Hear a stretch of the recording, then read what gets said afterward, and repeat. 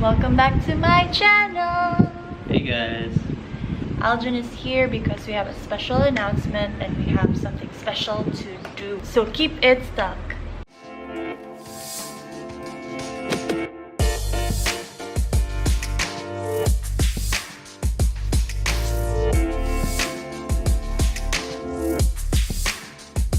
My friends on Facebook and Instagram might already know about the announcement, but I'm also sharing it to my YouTube audience and subscribers. So last week, my partner Aljan proposed. So we're now engaged. It's a pretty ring. Look. So to celebrate Love Month and our relationship in general, we decided to do the question challenge. Boyfriend-girlfriend edition. Much love to those who actually put in their questions, and we'd be glad to answer them for you. Glad you guys kept it clean. Actually, most of the questions came from Aljan's friends. So thank you, Aljan's friends and colleagues. Thank you. Okay, so to start off, are you going to settle down this year? To answer that question, we do not have a definite time frame yet. For us, we take things one step at a time. Yes, guys. And ever since the proposal date, we've been asked that question numerous times already. I'm not sure if that's a custom or if that's something people actually do, but not yet. Not yet, but we'd like to make it as soon as possible, but not yet. We don't have a definite time frame yet. Okay. Date ideas. Char. Okay, so for date ideas, it would really depend. I think it would really depend on what type of couple you are. Yes, there are different types of couples. There are couples who prefer staying at home, you know, Netflix and chill kind of thing. And there are others who want adventure. They want to go out, explore the world. So it really depends on what type of couple both of you are. Oh, by the way, before we go any further, our answers are going to be based on our opinions and experiences, of course. So we're not relationship experts. We're experts in our own relationship, but again, these answers are just coming from our experience and our opinions. So that's just to put it out there. So date ideas, it's dependent on what type of couple you are. But for our case, we're more of the what type of we're more of the chill type of couple. We'd like to eat out every now and then, but mostly we'd like to stay home, catch up on some series, coffee. We like coffee dates. We like Japanese restaurant dates. Yes, we're having a cup of coffee. Shout outs to Good Cup. And going back to date ideas, yeah, we're more on the chill type of couple. So others might say we're boring, whatever. Yeah, but that's generally what we like to do. I guess for the more adventurous type of couple, I guess you would most be inclined to take road trips, out of town trips. I like road trips too, but nothing extreme. Yeah, but you know, you guys can do a lot of things. Work out together. Working out together, that's also something. I would also consider it sort of a date, because it's not all the time that couples get to work out with each other on the same floor or within the same room. So you can take that opportunity to actually do that. If you run out of ideas, just sit down and talk and go over your interests together and find a compromise. Big word, compromise. Yes. Next. Alright, question number 3. What are some of the things you learned about your partner only after being with them for as long as you two have? A lot. Yeah, there's no real way to actually enumerate the things we learned. Can I just answer this generally? I found out that we're very opposite. I'm very emotional. He's very firm. That's an example. But we realized that being opposite is not a hindrance to a good relationship or working relationship. It actually balances out whatever you both have. And also he's more verbal. I'm more into writing. Okay, just going to what she said. The way that it balances things out is that I don't go over how I normally am. In this case, she's my anchor. She's put me back where I should be, and going towards her being more silent and me being more verbal. At least one of us gets to start talking about things, and then eventually she gets to opening up. At the end, we get to talk about things. It's a compromise between the two of us. In the long run, it actually helps you both develop something that you thought na hindi ikaw. So like, for example, I get to speak up because I learned how to speak up because of him, because he's more verbal. And then sometimes, not sometimes, most of the times, he doesn't know how to comfort, and I teach him how to empathize. So that's a good thing. Yeah, that's actually something. It's a good thing. Yeah, that's something I don't know how to do, but later on I've learned to actually do that. Yes. It's hard, even up till now. Okay, fourth question. Things you'd like to tell each other at this point in your relationship. Or in a question sense. What are the things you'd like to tell each other at this point in your relationship? Top of my head, I still love you. Up until this day. I would, as I do every day, I keep telling her to be strong. And always take a step back and breathe a little, especially when she's stressed out. She tends to overwork herself, so that's why I tell her to take a step back, just breathe, relax, don't overwork yourself, because again, you're working for you, but that doesn't mean you have to push beyond your limits. There's another day. How about you? I should reserve this for my vows, so I'm just going to keep it simple. Thank you for your patience, for being so understanding, for making me feel like I'm the only queen in your world. I am your only queen. Pretty much, yeah. So, thank you for loving my family. My family loves you as well. I'm very much grateful for your love, your unconditional love. Nah, I don't know if I can ever replace. I don't want to cry, so move on to the next question, please. Okay, next question. How to keep it going?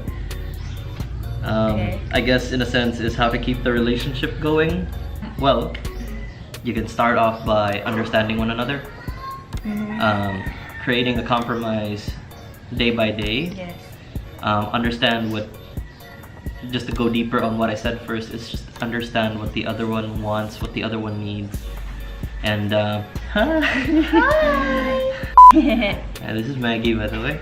And understanding whatever needs to be done in a relationship. Just to keep it short, it's hope, faith, kindness, and love. And trust. And trust.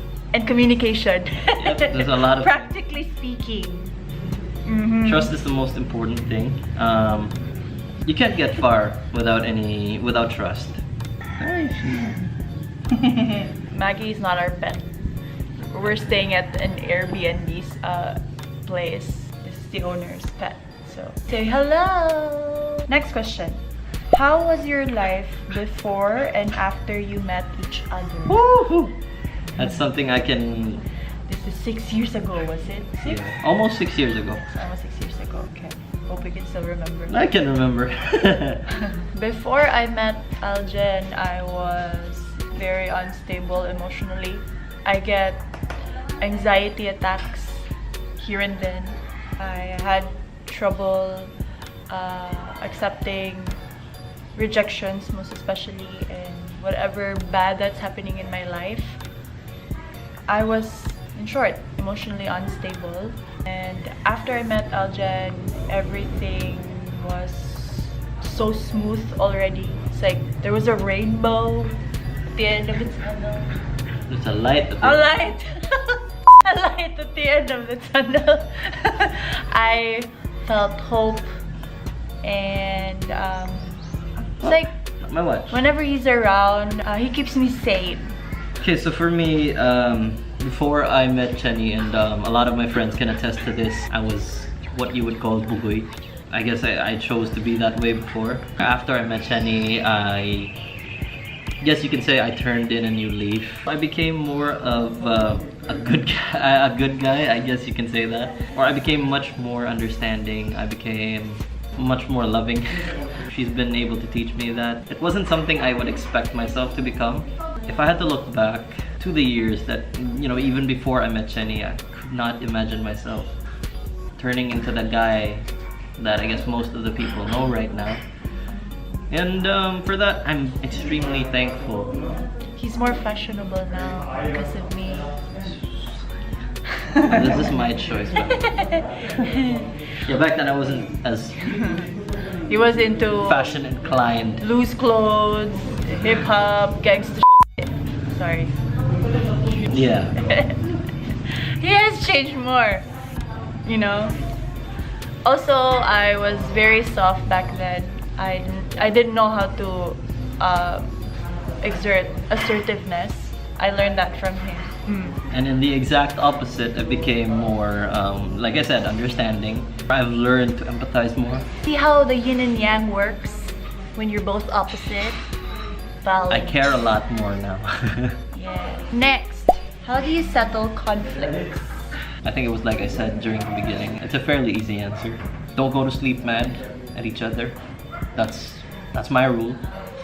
And as much as possible, if there is the slightest chance for you guys to talk about your conflicts whatsoever, always take that chance to talk. I still think though that you don't force it. You need a bit of headspace so you can calm yourself down so you won't say anything bad or decide something bad. So I still think you need space. But yes, don't sleep on it. You don't want to be mad at each other the next day, and you might end up sleeping on it again the next day. So some things lead to bigger things. So talk. Yeah. Right? Sit down and talk about Communication is always important, not just when you're happy, but also when you guys are having conflicts. It's very important to talk. Some couples out there might not have had their first fight yet, but trust me, when you guys do. We don't believe in relationships that don't have fights. Oh, that's good. No. Yeah, eventually that's gonna happen. Yeah. And you have to be prepared when that happens. It's healthy if you have fights in the relationship. I would agree. It's how you handle it. I agree. Fights are somewhat healthy in a relationship. To the point each of you learn from your mistakes. Yes. There's no perfect relationship. That's just bull. So there's no perfect relationship. It's what you make of it. So, bonus tip, if you guys sit down and talk about the conflict, make sure you consider both sides. You know, huwag pairalin yung pride nyo. Ladies, gentlemen. Ladies. Okay? More on ladies, fine. Kasi we're very emotional. But, like I said, give yourself a bit of headspace and then talk it out and consider both sides and then create a compromise and then peace na kayo. Peace na kayo, guys. If there's a will to make it work, it will work. So make it work. Sorry. Who usually backs down in an argument? Yes. Him. Well, I mean, back then it mattered to me who was right. But right now, over the span of how long we've been together, it's just if you have enough balls to back down, you know, just for the fight to end. That's me. I just don't want to prolong any unnecessary tension. And usually whenever it comes to fights, that's usually the case. No, you can't do that. You just back down because you don't want to fight anymore because you're tired of fighting. No, I'm not saying it's because I'm tired of fighting. It's just... Or just to avoid fighting. I back down because I know, even though I know I'm right, or there are times that I may be right, I care enough to, you know, just stop. Okay. I love you more enough to actually not, you know, prolong that, you know, to keep shoving it in your face. Okay, without words, how do you make the other person feel how much you love them? I don't know if this is to be taken literally, but if without you like words? it, then you should put a ring on it. No, I'm not gonna sing it. if we were to just answer this simply, it's through acts of service. He's very good at that because that is his language of love. It's also the easiest one. For him, because like I said, it's his language of love. But yes, service. Actions speak louder than words. Some random surprises, like things you do spontaneously, any trips you go impromptu. Those are examples of showing the person you love without telling them that. Again, yeah. You also show them that you love them by accepting their flaws and their differences. That happens in a span of time. You know, you don't just tell the person in just one day. You make them realize that day to day, that you know you have these flaws, and that person is accepting your flaws on a daily basis.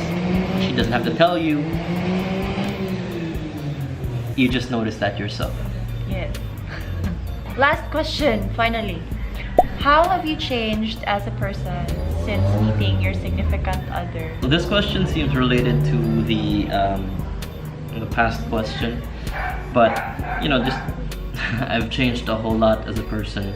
Change for good. the better. Changed for the better for myself, for my own well-being, and for other people. We've both achieved so much so far since we've met each other. It's definitely something to do things with the person you love. You get to do a lot of things together. You get to plan together, and you get to make those plans come true. The good thing about it is you're doing it with the person you love, and and I guess that's much better than actually having to do it alone. So that was it for the challenge, guys. Yay. I guess if you'd like to ask us more, be sure to let Chennie know. Yes.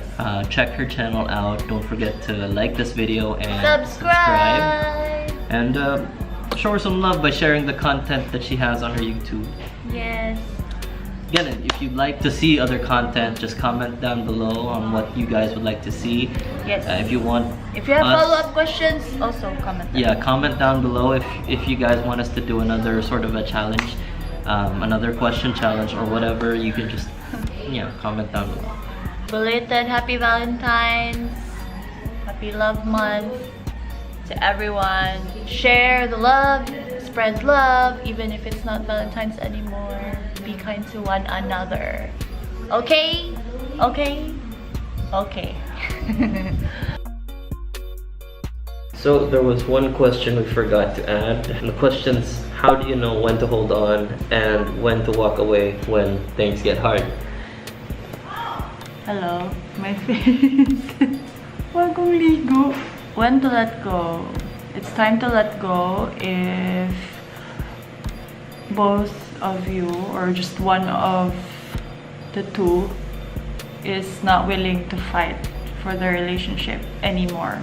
Most especially if one of you, or worse, both of you, realize na it's becoming a habit or a routine, parang wala ng feelings, it's already cold.